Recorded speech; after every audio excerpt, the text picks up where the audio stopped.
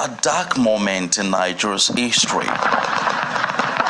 The Boko Haram crisis was in its sixth year at the time President Muhammadu Buhari assumed office as Nigeria's 15th head of state. And defend the Constitution of the Federal Republic of Nigeria. So help me God. And with a sense of urgency, he gave his first official order to the military. The command center will be relocated to Maiduguri and remain until Boko Haram is completely subdued. Despite a directive by the president, Boko Haram attacks went unabated. More worrisome was the emergence of other forms of criminality. New security issues have emerged that the administration has not been able to deal with very well, including the secessionist agitation in the southeast, as an example, banditry in the northwest, and then, of course, some other violent criminality, especially inter-community violence. One of the, I would say, sad legacies that the Buhari administration will be leaving behind is the deep division within many communities in Nigeria, especially driven by ethnicity and religion. So we are seeing a lot of clashes that are, driven by these 2 points I've mentioned, religion and ethnicity. There's no geopolitical zone that doesn't have a security challenge now. If you go to the northeast, of course, it's coming down in the northeast that the attacks of Boko Haram has lessened. But mass kidnapping in the north central and northwest is worrisome. Then if you go to the southeast, you have the issue of IPOB. At least 7 incidences of mass school abduction were recorded under the Buhari-led government, with more than 1,000 school students abducted and over 600 schools shut down in the last 8 years, according to the United Nations Children's Fund, UNICEF.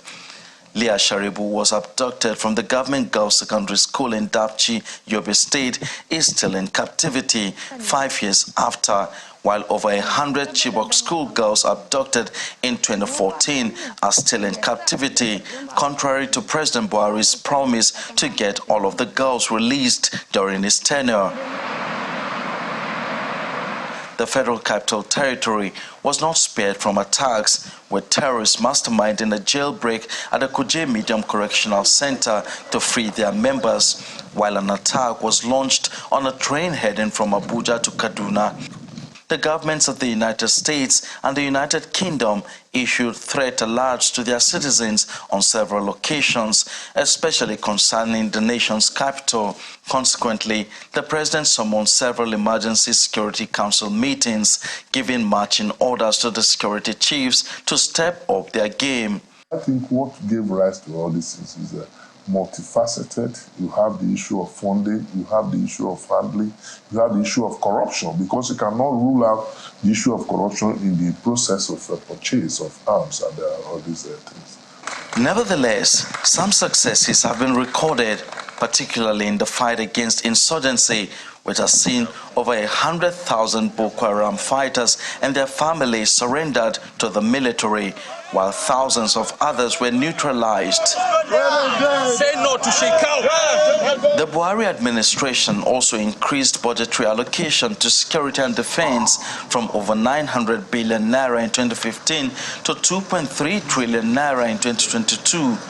This led to the procurement of 12 Super Tucano jets from the United States and 30 aircrafts for the Nigerian Air Force and 16 warships for the Nigerian Navy, as well as military communication facilities, including the Giwa 2 Special Communication Project at the Mogadishu Cantonment in Abuja.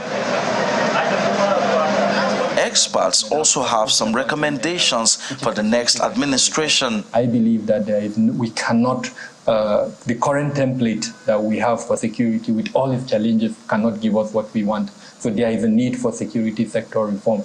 As President Buhari hands over the baton to his successor on May 29, Nigerians look forward to a more secure country where they can go about their businesses and pursue their dreams without fear of the unknown. Emperor Simon, Channels Television News.